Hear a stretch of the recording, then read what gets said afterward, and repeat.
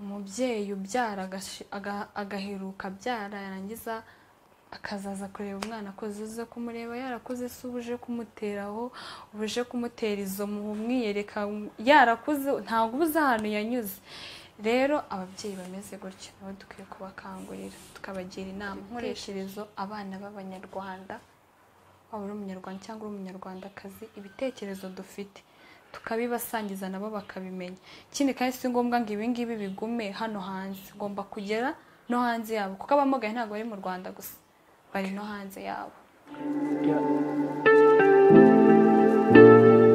Rero umeze neza? Meze neza cyane. Amakuru y'iminsi ni meza. Hari haciye iminsi tutavugana ntitwari duherukanye. Ibyo nari nkugiyeho. So nigeze ngira iyerekwa hanyuma nawe naze kumenya ko ufite iyerekwa. Irihe yerekwa? Ufite iyerekwa hari akantu kamwe ndimo ntekereza ko uri gutegura ariko banza usuza abadukurikiye.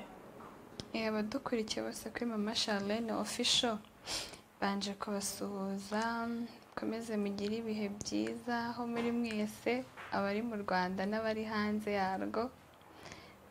Ab'urubyiruko abasaza abacecuru abamama bagikomeye n'abapapa bose mbifurije amahoro y'Imana.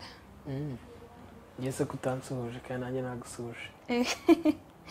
Nakibagiwe Emi hangane. Shayeni. Hello. Hi. How are you? I'm fine. So are you okay?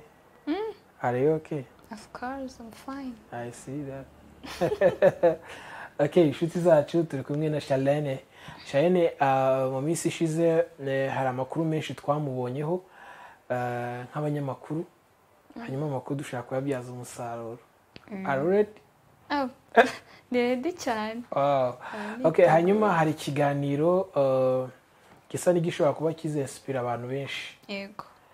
Hanyuma uri buze kumbwira mu nshamake nawe cyakwenspira ariko iki kiganiro ndetse tukagisangira ngewe nawe kugira ngo dukurikiye basobanurire icyo ari cyo wenda n'ikiza kitazatungura abantu. Yego. Urashaka ko abantu bamenye iki for you? Bamenye iki kuri nge? Ikintu cya mbere nifuza ko abantu bamenya kuri ngewe ku rwanjye ruhande ndifuza ko cyane cyane ku bana baba bari hari mu mihanda ku bana b'abakobwa babyariye iwabo wenda bamwe ababyeyi babo barabajugunye kuko hari igihe umwana w'umukobwa abyarira iwabo bakamuha akato ndetse n'abandi bafite ubumuga ubwo ari bwo bwose bamenya ko hari ikintu bashoboye.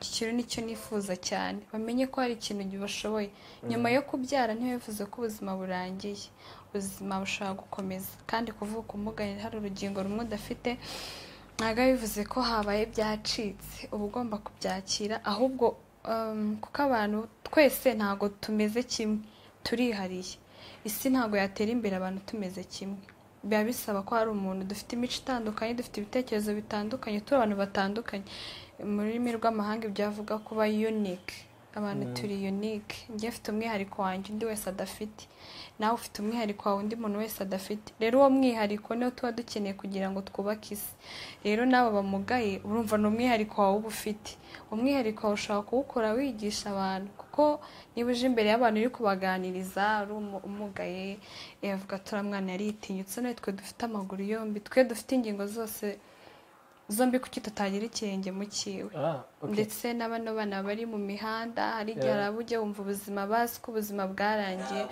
vuga ati hoya ubuzima bwanjye nubwo mu muhanda nuko bizarangira ariko burya hari umuyobozi nabonye uyu munsi niba akora icyako yari umwana wo mu muhanda ko uyu munsi ayoboye ikigo gikomeye cyane. Ntekereza ko wenda hari ikindi kiganiro tuzagirana uduha ubuhamya bwawe. Ni kera. Oya ntabwo dushaka ubwa kera ntabwo dushaka ubwabaye cyangwa ubwo duteganya buzaba kera nzabaha kera. Turimo turavuga wenda tugeze tuganira na mama ari ikiganiro cyatambutse hano kuri Mama Charlene Official atubwira ku buzima bwawe so ndashaka tuzaganire uwo bitwibwirire nzabibabwira kera. Urakoze cyane hanyuma utegura cyangwa utekereza iki kiganiro wumvishe izina wagihaririye? Bundi nkunda kwicara nkumva ibiganiro biba birimo biratera abantu courage cyangwa se motivation mu ndimi z'amahanga. Nkunda kubyumva cyane, iz'abamugaye, iz'abantu basanzwe baba barimo baragira abantu inama, ari amagambo wumva kumva ahindagiza icyo ahindura muri wowe. Nkakunda kubyumva cyane, ariko sinzi ko iyo mpano nshobora kuba nyifite muri njyewe, kuko hari impano nyinshi uko ndi kugenda nkura, hari ibintu bimwe ndi kugenda nibonaho ntari nzi yuko mbifite, ahari byari bisinziriye, ubu nibwo bitangiye rero gukanguka.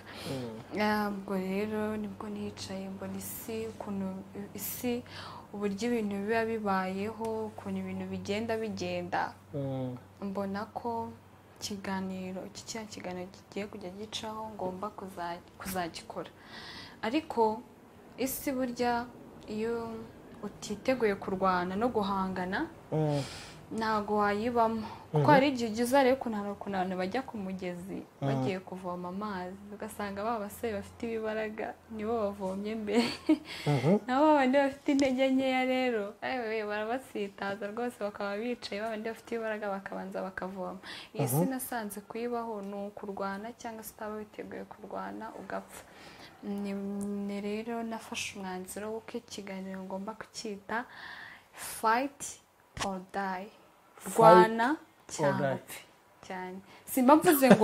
simvuze ngo ugende ku muturanyi wawe ngo murwane, ngo numunyuraho. Ndabizi hari abantu banariza, ariko bakanariza ibintu bimeze nk'aho ari ubuswa gusa, nta mitekerereze irimo, sibyo? Niba narakise fight or die, hangana niba ushaka kuba ukomeye, ntabwo uzajya kwicara mu madiva ngo bikwizanire. Ntabwo uzaryama saa moya ngo ubyuke saa 4 ngo nurangiza wicare ukarabe wicare, uzi ibyo bintu byose bizizana wapi? Ntabwo bizizana. Rero ubwo ugomba guhangana cya kintu ushaka ukagitumbera kugira ngo uzabashe kukigeraho. Rero niyo mpamvu ushaka kubwira abantu bose, cyane cyane urubyiruko, babyumva baba barimo baratoka ubushomeri. Hari ikiganiro cya Mwanafunzi yigeze kumva, abantu barangiza kaminuza ari nk'ibihumbi 5, akaba abona akazi ari nk'abantu 20. Rero kuba uri kwicara, kuba wiga mu kigo gikomeye, uri kwiga mu kigo gikomeye, mwishyura menshi, wenda uri kwigira ngo uzabe manager. Uzaba manager se hari abakagutanzemo kandi bari kugakora neza badateze kukavamo. Rero byo kwicara wiga ngo nzarangiza kwiga ngo njye gukora muri biro, ngo nzarangiza kwiga ni kuri machine, ubiste ko ari kuri machine. Iga ayo mashuri ariko ushake n'ikindi kintu ushatangire wihangira imirimo. Fight or die. Yego, nutarwana nyine ayo mashuri wize azagupfira ubusa, nawe ujya gukora akazi ko mu rugo nk'abandi, cyangwa se unicare kandi warize amashuri akomeye cyane. Charlene, hari imvugo yo mu barokore ivuga ngo Imana iguha umugisha. Yego. Kuki bayivuga? Imana iguha umugisha? Nkeka ko hari igihe ukorera umuntu ikintu kikamukora ku mutima, akumva ko icyo kintu umukoreye nawe haza abarundi kikwitura. Many people, so they say, God bless you. Ufite mind zisa n'izagutse. Hanyuma nagira ngo wenda tutaragana ku musozo w'iki kiganiro kigufi cy'uyu munsi, uduhe details cyangwa se uduhe bimwe na bimwe mu bizagaragara muri iki kiganiro bizakunda kugarukaho cyane. Utubwire n'impamvu uzavanga indimi ebyiri, Ikinyarwanda n'icyongereza. Why French is began? Nyine bajya njyewe sinirata, ntabwo nzi Igifaransa rwose. Igifaransa cyaranyihishe. Ntacyo uraza kutubwira impamvu ari Icyongereza n'Ikinyarwanda. Cyambere nshima Imana yatumye menya Icyongereza. Sinize mu bigo bihambaye ku buryo nayo kukimenya. Ukuntu nakimenye ntabwo mbizi, ariko icyo nzi ndagishima kandi ndashaka kukideveloping, nshaka kucyagura kikaba cyiza cyane. Ibintu bizagenda bigaruka muri iki kiganiro ni ari amagambo ya motivation, yo kumotiva abantu cyangwa se kubatera morale, guhindura imitekerereze yabo. Burya iyo ugiye kuzana agashya ahantu, ugiye kuzana agashya mu gihugu se, muri ahantu muri groupe, mu itsinda runaka, uba ugomba kubanza abantu ukabakangura mu bitekerezo, ukabakangura mu bwonko, ukabanza ukabaganiriza, biba byiza cyane. Nimba ari iryo terambere turimo, akavuga ko ari revolution turimo, dukeneye impinduka mu rubyiruko, tukaba urubyiruko rufite intumbero nziza, rufite ejo hazaza heza. Rero muri kiganiro tuzajya tubonamo aya magambo yo kumotiva abantu, ngazajya hakoreshwamo n'icyongereza, nabwo ndabisobanura impamvu yabyo. Tuzajya tugiramo ibiganiro byo kugira inama urubyiruko, niba ndi kuzibagira cyangwa se mba mbabwira, ariko cyane cyane nkoresheje kuri amwe mu mateka nagiye ngira. Ko amwe mu mateka yanjye nagize nkiri mutoya ntabwo yaranyemereye kuba nicaye ahangaha ndi uwo ndiwe, ariko nzakoresha, nzabigisha cyangwa se mbagira inama nkoresheje amateka yanjye, kandi abizi yuko nzakoresha uwo nari we kera mvuka, uwo ndi we, uwo nabaye we ngeze primeri, n'uwo ndi we uyu munsi, n'uwo nzaba we ejo. Kandi nzi ko buri kintu cyose gishoboka igihe wagishyizemo umuhati kandi kikuri ku mutima. Urumva, icyo ni icyiciro cya kabiri. Ikindi cyiciro cya gatatu, burya ababyeyi bajya bavuga ngo abana turi incyanutsi, ngo tuba tuvuga ibintu ngo bitatureba, ngo n'ibiki. Ariko n'ababyeyi nabo bamwe bajya bigaya. Niba wumvisha umwana arimo aragucyaha uri umubyeyi, uba wumva utigaye kweri? Uri umubyeyi we wagakwiye kumugira inama, ariko akaba ari wicaye ahangaha arimo arakugaya. Bibaho. Ababyeyi turabubaha, ababyeyi badutanze ku isi, bazi byinshi. Hari igihe ubwira umubyeyi akavuga ati kwa mwana ibyo urimo uravuga urabizira, nagutanze kuri iyi si. Iyo bajya bavuga ngo ni iduniya, ngiyi iduniya nayigutanzeho, we nzi byinshi kukurusha. Wayintanzeho iyo duniya, ariko hari igihe ibyo iba yarakwigishije warabisize ku ruhande. Nka wa mwana nyine agera mu rugo bose bakwigishije iki, umwana akaba atakirimo arabyibuka. Hari n'ababyeyi rero nabo baba bameze gutyo.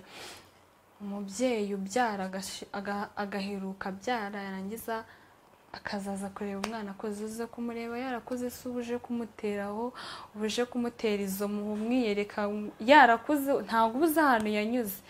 Rero ababyeyi bameze gutyo nabo dukwiye kubakangurira, tukabagira inama nifashishije umuntu mfata nk'icyitegererezo cyane, mama wanjye.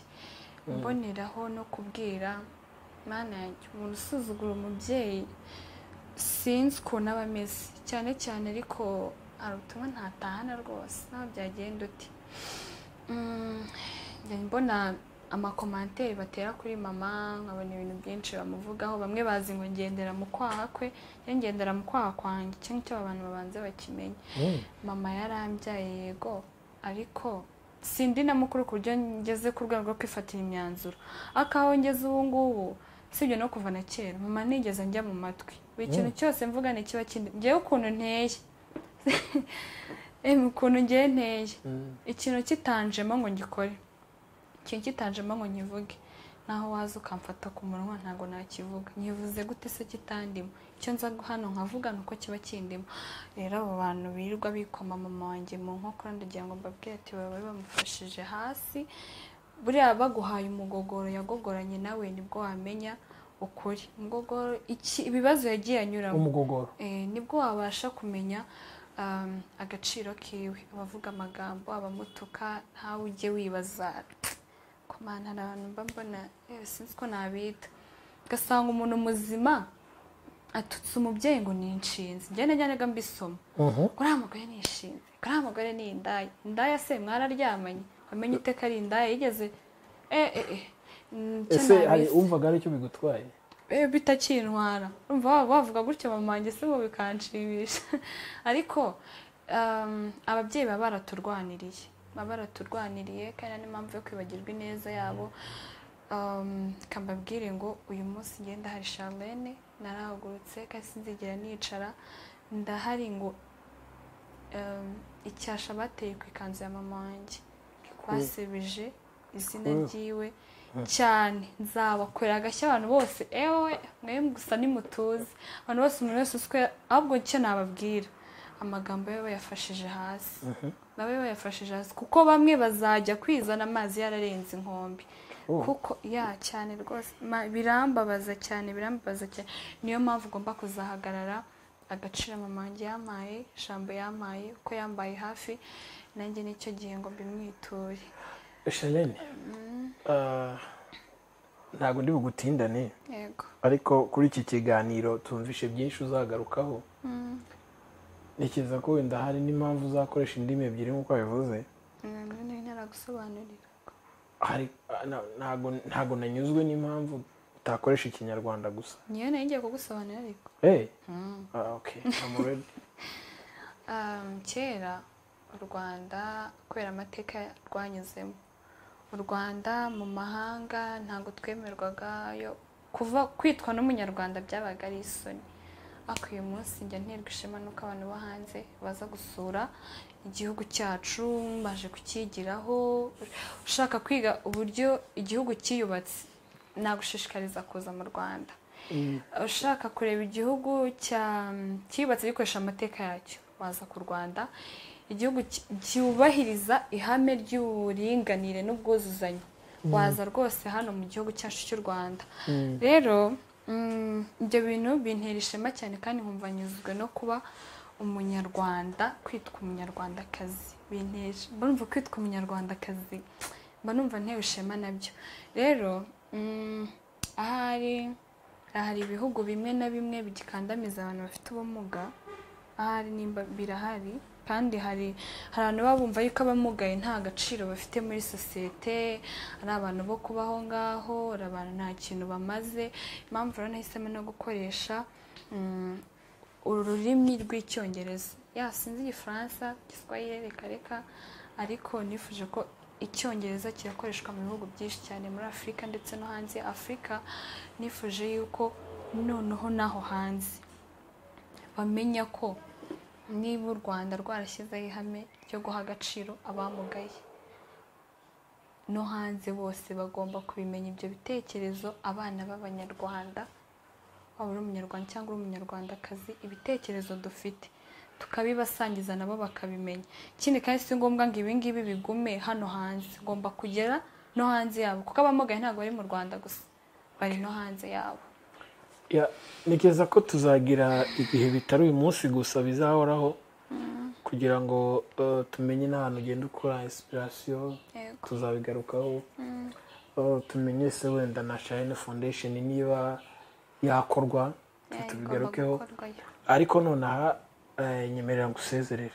Ubutumwa nshaka gutanga hanyuma ubutumwa ushaka gutanga ndaje mvuguhe ubutange, ariko reka manitse abantu badukurikiye mwese muri iki kiganiro. Niba waratanze comment cyangwa se ukavuga igitekerezo cyawe cyangwa se ukabaza, ndagira ngo ufate akanya wicare witekerezeho. Shalene afite ibitekerezo byagutse, kugira nubwo avuga ngo fight cyangwa se upfe, uhitemo kimwe. So nuko iyo utarwanye muri ubu buzima kugira ngo uzagere aho ugera ntabwo ari ikintu cyoroshye. Tukane tumushimire. Hanyuma namwe by'umwihariko mu bitekerezo byanyu, turibuze gushyiraho email ya Shalene. Ushaka kumwandikira wenda ukavuga uti nimbishyira muri comment baraza kumenya ko ndi runaka. Ahubwo turashyiraho email, umwandikire igitekerezo muri email inbox, kurya ashobora kugisoma akagusubiza mu gacata. Hanyuma yaba afite n'igitekerezo aguha akakiguha bidacuye muri comment. So Imana ibamugisha. Shalene, mu masegonda make cyane nka Shalene nyine turi kumwe, ubwo butumwa bwawe noneho ubutambutse na mbere yuko ikiganiro cya nyirizina cyaba cyatangiye kugira ngo tugikurikire. Icyo nabanza kubabwira ababyeyi, nibo nabanza gusaba, ndasaba ababyeyi iki kiganiro bajye bakigeza ku bana babo, kandi mbwira ababyeyi ngo ababyeyi bafite abana bamugaye rwose bareke kubabuza uburenganzira bwabo. Umwana wese ni umwana nk'undi, kandi twese turashoboye, dufite ubushobozi bungana. Mu gihe wabyifuje twese tuba dufite ubushobozi bungana, kandi nta muntu utagera ku nzozi ziwe mu gihe yabishatse. Rero nkaba nsaba urubyiruko ngo bareke duhuze amaboko hamwe. Njyewe ntabwo nakigira inama njyenyine, kandi nta nubwo nakifasha njyenyine ngo ibi ngibi byose ntekereza mbashe kubigeraho. Nkeneye ibitekerezo byabo, nkeneye amaboko yabo, nkeneye ibisubizo byabo, bakanyereka ko turi kumwe. So tuzajya tubonana ahantu hagiye hatandukanye, hari ibyo bifuza ko tuganiraho. Nk'uko bivuze banyandikira, bisa ko tuzajya tubana ku mbuga zanjye zigiye zitandukanye, kuri Facebook, kuri Instagram, wanyandikira kuri WhatsApp mu gihe mbibonye nagusubiza, kuri like ruriya rubuga bakoresha twese turaruzi rukurikira TikTok. Kuri like nitwa Charlene Official @Charlene Official, kuri Instagram naho nitwa @Charlene Official. Na Twitter? Twitter ndayifungura, ariko nayo ni Charlene Official, nabyo ngomba kubikora. Kuri Facebook naho ni Shami Milk, ibyo aho naho wanyandikira. Kuri nimero zanjye zo kuri WhatsApp ni 07 21 71 68 95. Nizo nimero zanjye nkoresha kuri WhatsApp. Ndashaka ko dushinga urubuga rukomeye tuzajya duhuriramo tukaganira. Icyo nicyo nshaka rero gutangira mwandika nkareba abo ni bande bari mu rubuga bashaka kujoininga urubuga rwa Charlene. Rugomba kwitwa mbabwiye n'izina ryarwo ni Charlene Blue Sky. Charlene Blue Sky. Ubwo nabwo igisobanuro muzagihabwa impamvu yacyo, gusa aho ngaho wanyandikira kuri izo mbuga zose tukaganira. Nabona ufite ibitekerezo bihuye n'ibyo nshaka yuko bajya muri urwo rubuga twarujyaho. U Rwanda si urwanjye gusa, igihugu cy'u Rwanda ni inshingano zanjye, ni inshingano zawe, kandi reka duhurize ibiganza byacu hamwe tubashe kubaka igihugu cyacu. Iyo mvuze igihugu simba mvuze ngo amamodoka arimo, simvuze ibiti, simvuze imiturirwa irimo. Igihugu cyitwa igihugu igihe harimo abagituyemo. Niba mvuze abo ngabo basore ntimubipinge kuko abo turi kurwanira, abo turi gushaka uburenganzira bwabo, abo ngabo turi gushaka guha ubundi buzima no kwereka ko hari icyerekezo cy'ubuzima gishyashya, ni bashiki babo. Ni nabo bazavamo abagore babo. Nibo bazavamo abagore babo, abandi bazavamo abagabo babo. Rero bareke duhurize ibiganza. Icyo nshaka cy'ingenzi kubabwira, wumva ashaka kuzanyandikira azanyandikiraho, turebe yuko aho twifuza kugera twahagera, kandi mu gihe tubyifuza nta na kimwe tutageraho. Murakoze cyane. Charlene, telefone yawe wavuze ngo ni 07 abari hanze ku isi ya Prasi 250, ubwo ni 21 71 68 95. Nizo nimero nkoresha kuri WhatsApp. Reka dushimire Charlene, yakoze cyane. Nanjye twari kumwe Nikuzo Emmy. Hanyuma Charlene afite byinshi ari kudutegurira by'umumaro kandi by'umugisha ndetse byadufasha. Unambaye neza, wicaye ahantu heza, wakoze cyane. Imana igumugisha Charlene. Murakoze cyane namwe. Hanyuma namwe badukurikira mwese kuri Mama Charlene Official, Imana ibahumugisha, kandi inkunga yanyu ikomeye no gusangiza benshi ibiganiro cyangwa se ituro mutanga mu rusengero nuko musangiza benshi ibiganiro. Niba utarakora subscribe ikore, niba kandi ukunze iki kiganiro ukore like, ndetse niba hari igitekerezo nacyo ugitange muri comment. Charlene yatanze nimero ze, ushaka kumwandikira mu gihe ari gutegura gukora ruriya rubuga tuzahuriraho, tuzungurana ibitekerezo, tuzamufasha. Hanyuma niba wumva ari ngombwa uzajoininga no kumuha SMS kuri WhatsApp, ubundi akakwadinga mu rubuga. Hanyuma icyo nshaka nuko mwese mu Rwanda aho kugira ngo muhitemo gupfa. Imana ibahumugisha, mwakoze cyane.